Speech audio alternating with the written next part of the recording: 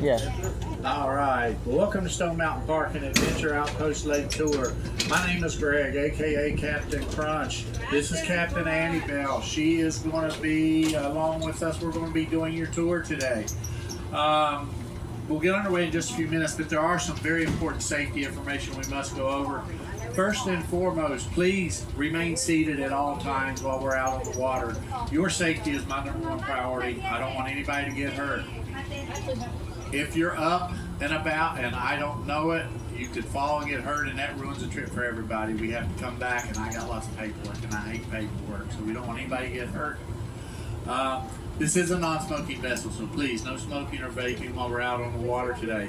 Georgia law requires anyone under the age of 13 must have a PFD on at all times. Looks like Captain Annie Bell's taking care of that now. If we do have PFDs or personal flotation devices available for adults, is there an adult who would just like to have one?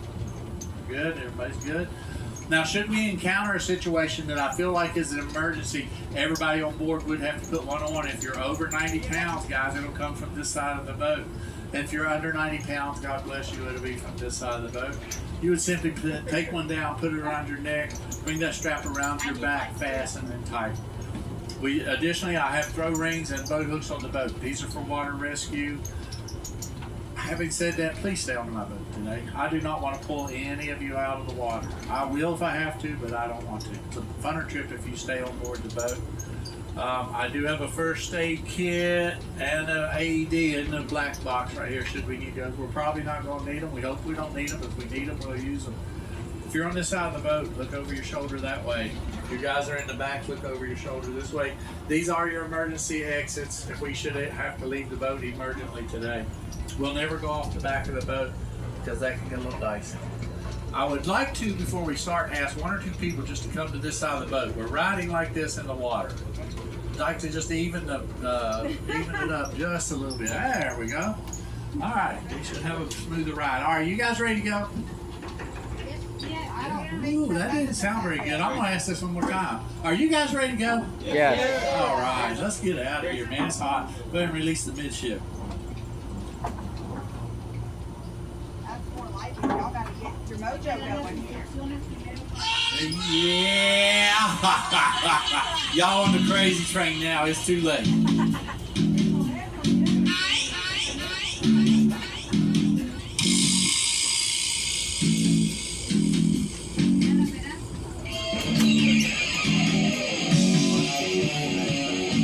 You can release the bow.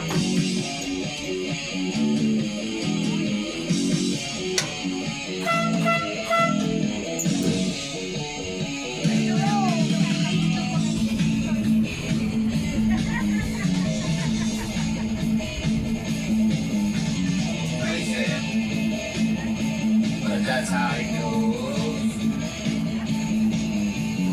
Millions of people live in this world.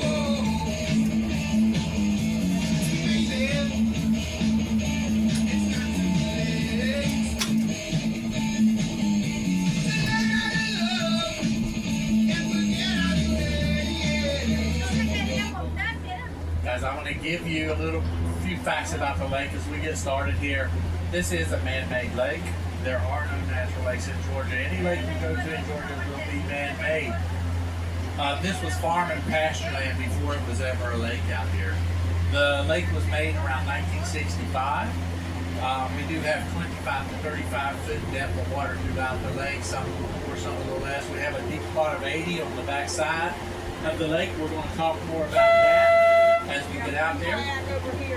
We do have we have 5 species of fish in the waters. We have bass, brim, carp, crappie, and catfish. This used to be a swimming lake when it was built, but not so much anymore. They discourage swimming in the lake. They say that the water is just not clean enough for that. Now, whatever that means, we see people swimming all the time. I tell them, when they tell them, hey, you shouldn't be in the water, it's pH is not right, they get right back in when we go down the lake. We've yet to see anybody throw an extra finger or an extra toe, but when that happens, maybe they'll stop swimming in the lake.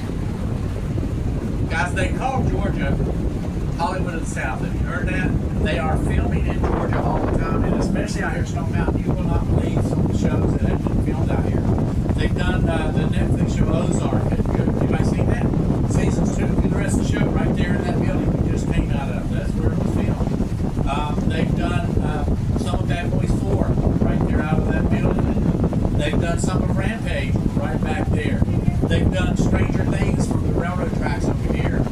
They've done some Walking Dead from us building over here. We'll talk about them on the way back up the lake. And they've done episodes of Lost out here. And the list just goes on and on and on. The movies that they do film out here. And we don't always get to find out what they are. They keep the secret somehow. But a lot of times we're kind of nosy people who kind of figure it out or get into it.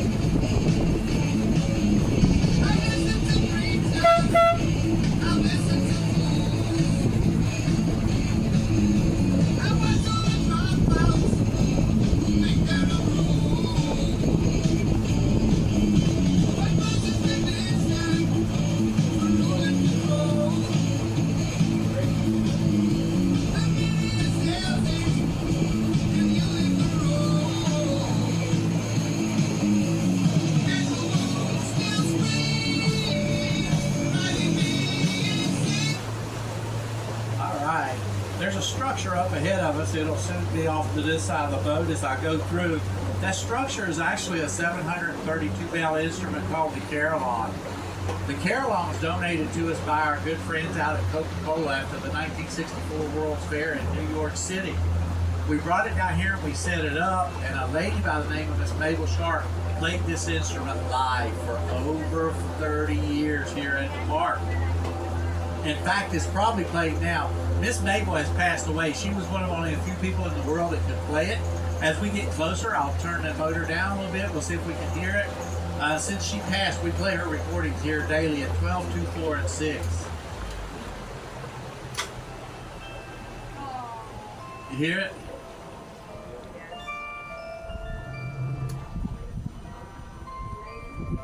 So the actual instrument is in a glass building right back there in the woods. So you can actually get down there and see that instrument. It's very, you can walk over and take a picture now. I'm not moving.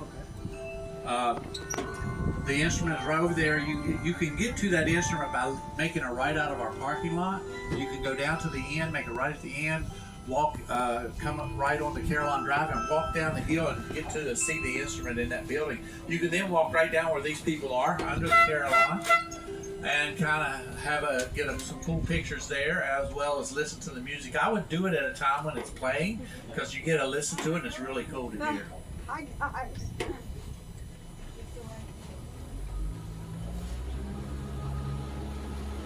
Well, keep your attention to this side of the boat as we clear the trees. You're about to see Atlanta's #1 attraction. It is the world's largest granite outcropping. It stands 825 feet tall, 1,683 feet above sea level, has a 5-mile circumference around its base right there, guys. All of that you're seeing right there is only 10% of the rock. The other 90% goes 2 to 3 miles down into the earth and goes 10 miles to the east and 2 miles to the west, all underground. Is there anyone on the boat that has not been to the top of the rock? Raise your hand. If you have not been, that's a must do. Get off of this boat, go across the road, go up there. There's 2 ways you can get there. The views are amazing, first of all. You can see Atlanta, you can see Buckhead, you can see Sandy Springs.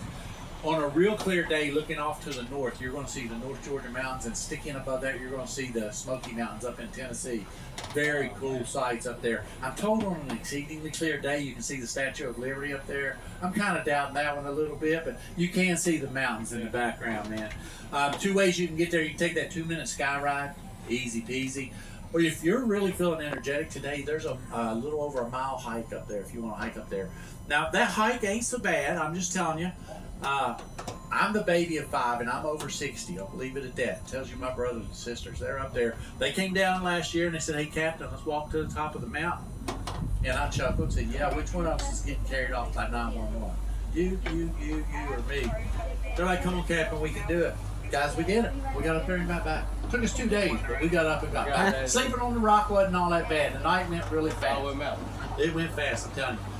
Looking back here, this big white building up ahead of us here, That is a place called the Commons. They have a restaurant there. If you're looking for good food, something besides park food while you're out here, they have the restaurant there has great steak sandwiches. They have a great salmon dish. They have great onion rings, and they have a good club. They have great food, really good atmosphere, and the prices are reasonable. If you're looking for some golf pleasures while you're here, they have the Golf Pro Shop in there as well. We have 2 18-hole championship golf courses. We got the Lakemont here on the lake, and we got the Stonemont across the road. Now, if you see the beach up ahead, oh, and by the way, if anybody's a Walking Dead enthusiast, episodes of Walking Dead have been filmed in that White House right there. The beach up ahead of us is not for public use. However, it can be rented for private use. For me, if I can't swim in the water, I don't really have a need for a beach. That's just me. But there are people who want to lay in a lawn chair out there, cook a burger or dog, read a book, and get them some sun. And there are people who will do that. Hey, more power to them. I wouldn't be me. Now, looking at it now, it's a little run down. I get it. You're like, oh, that's ugly. But now, when they go to film in there, guys, that is a beautiful beach. They'll bring, when they're going to film, they'll come in 2 or 3 days ahead of time. They'll chew up all that grass. They got this machine that chews it up, scoops it up. They'll dump 2 truckloads of pristine white sand in there, bulldoze it out, and that beach is beautiful. It's gorgeous. I'm like, wow. They'll put up green screens along those structures right there and right along the water. When they filmed Lost out there, Lost was filmed in the Caribbean. You got the Caribbean Ocean rolling and jungle back behind you. The ones they film right here, they had 6 or 8 people sitting out by a fire talking about stuff that's going on the island. And this big, beautiful ocean water's rolling because of those green screens, and they got this big plush jungle behind them. It's amazing how the movie industry can manipulate all that. You think you're in the Caribbean, you're right here in Stone Mountain. That's crazy. So, guys, I actually got to float through a movie scene last year. I was coming around on the tour just like you guys are on the boat. I was telling them about that. I turned around and there's a floating dock right here about 30 yards from the boat. There was a guy standing on it, had his back to us in a jet ski. Right then I knew something was amiss because we don't allow jet skis on the lake. I'm like, well, this is strange. But there was 2 boats again. That's Canoe Island, simply because if you flew over here in an airplane that's shaped like a canoe.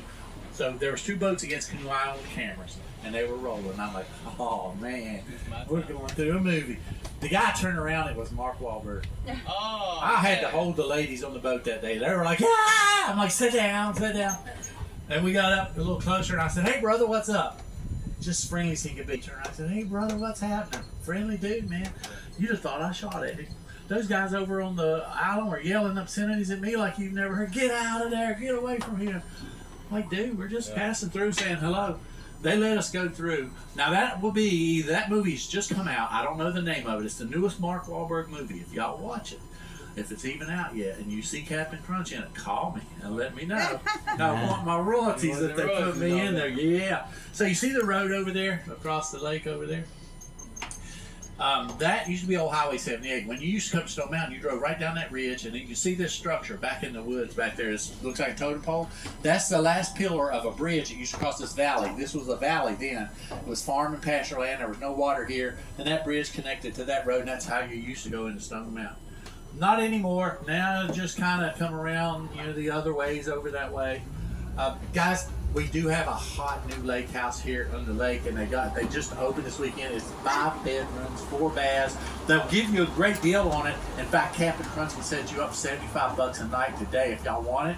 Right over there it is. Just let me know. I can drop you off in the boat. I'll set you up there, come back and pick you up in the boat later. It's an awesome place to stay, man. That guy back there, he's like, what the heck are you talking about? I'm just teasing.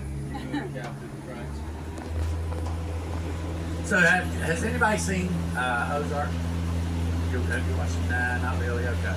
There's a scene that took place right out here I was going to describe to you, but if you hadn't seen it, all right, so there's a scene where they've either just christened the bell or they're getting ready to, and Marty takes this little John boat up the lake to meet a seaplane because he knows the mafia is getting ready to do his family in. So that scene actually takes place right there. That seaplane is parked right at that dock, and he comes right up in that boat and meets the guy right there. And of course, Wendy ruins it. She refuses to go, and so they don't leave, and everything else happens in the show because of that. Behind the trees here is our dry dock. Speaking of Ozark, again, there was a boat in the show. It was called the Missouri Belle. That boat was here on our lake. We got to see it on our tour for the last 5 years. That boat has been here. We've been talking about it. Up until 2 weeks ago, it was here. I woke up one morning. I live right over there. I heard this awful pounding, and I'm like, what in the world is going on? And I looked across the lake, and that big machine was tearing my boat up. I tell you, I about cried. So they totally destroyed the boat here. We was hoping that Netflix would come back, maybe film with it again. The real name of the boat was the Henry W. Grady, but now all that's left is that one piece of scrap metal beside the machine and a couple of pieces of scrap metal on this side. They tore the whole thing out. There was a lot of movie props laid on the ground that they used in the movie. They've hauled it all off to the junkyard. At one time we had 3 of those, and these were big boats. I don't know if you've ever seen it. It was big. One time we had 3 up on the water. We had the Henry Grady or the Missouri Belle. We had the Scarlett O'Hara, which met the same fate as the Henry Grady. They tore it up and took it from the junkyard. And then the Robert E. Lee is sunk from the backside of the mountain. We're going to visit the final resting place of the Robert E. Lee, and you'll hear the story of it when we get back here. Up ahead of the boat up there, and as I'll soon be off to this side as I begin to turn, there's a place that's really cool to visit if you haven't done so. It's called the Grist Mill. There's a building back behind those trees. You can barely see the top of it. Very picturesque spot. They have a working water wheel on it, although they are not currently running water through it. That water wheel would work if they did run water through it. There's a lot of trails through there. There's picnic tables. It's a lot of shade back there. Good place to kind of hike and just kind of maybe take a lunch. A couple waterfalls down behind it. Kids love this time of year to get back there and take their shoes off and wade in the water, cool your heels. Saw a guy down on his knee on that bridge last year proposing to his girl. That was a really cool scene right there. But that is a nice spot to go to. The bridge up ahead of us up here is the Washington W. King Bridge. That bridge is also over a century old. We got that building back there in 1965, by the way, from its original location in Ellijay, and it is over a century old. This structure here is also over a century old. It was built in 1891 in Athens, Georgia. It served the Athens area well for many years. Mr. Washington W. King built this bridge. He built it for the price of $2,400 back in 1891.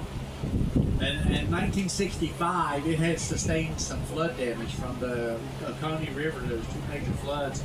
So the city of Athens called up the park and they said, guys, we got a bridge we'd love to sell you.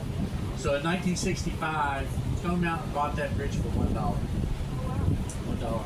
It then cost them $40,000 to take trucks up there and take it apart, put it on the trucks, bring it back down here and put it together, where today you can drive across that bridge or you can walk across it. It connects Stone Mountain Park to newly named King Island. We do have 3 islands. We got King Island, which is our largest island. We have Canoe Island, we talked about earlier.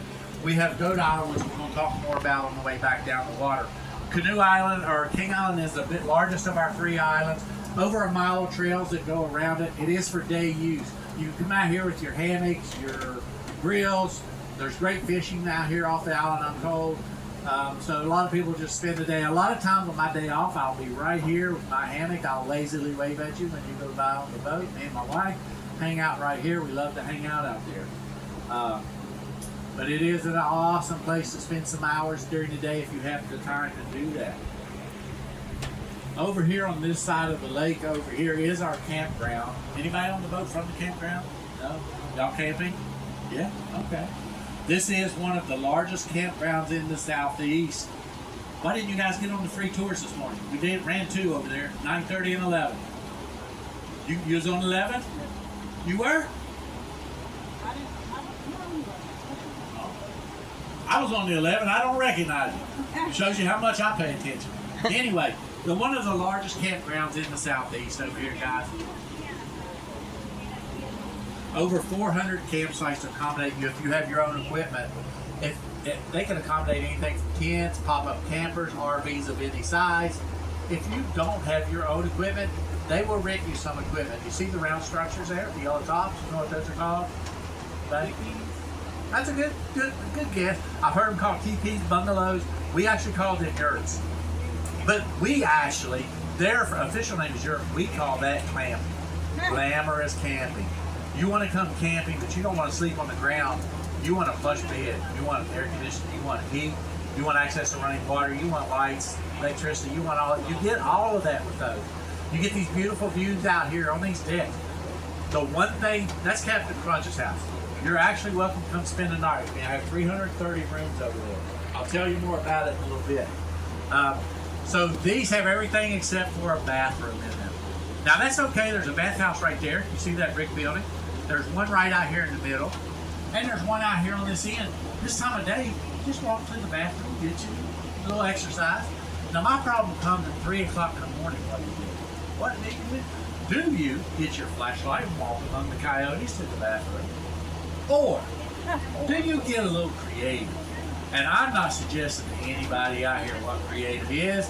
I just hope if you do get creative, your form of creativity doesn't have to do with why we don't swim in the water. Yeah, okay. You know what I mean?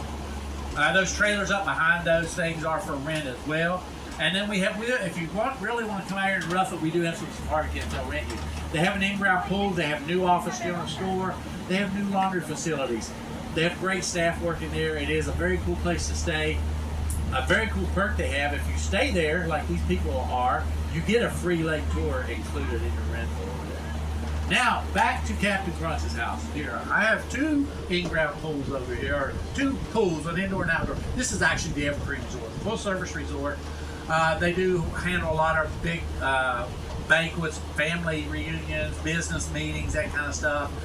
335 odd rooms, newly renovated, all beautiful views. They do have 2 restaurants, they have 2 pools, they have a Starbucks, they have a bar, anything you can want. This is probably more for that person who wants to come on vacation. Maybe you want a massage, maybe a manicure, maybe a pedicure. Probably more your style over here versus roughing it over here in the campground. But the views are amazing over here as well. I've stayed both places. This little cove we're going down in now, it used to be called Swimmer's Cove when the lake was first made. This was the hangout back here. There's a rock we'll see across the lake when I make the turn. By the way, this is one of the most beautiful spots in the lake. Get your cameras ready. I'm going to try to pull up here so we can take some photos for you guys, bring you up to the front of the boat.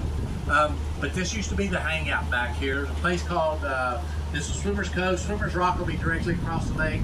People would lay over there on their blankets and have their coolers and their adult beverages, getting some sun, doing some swimming.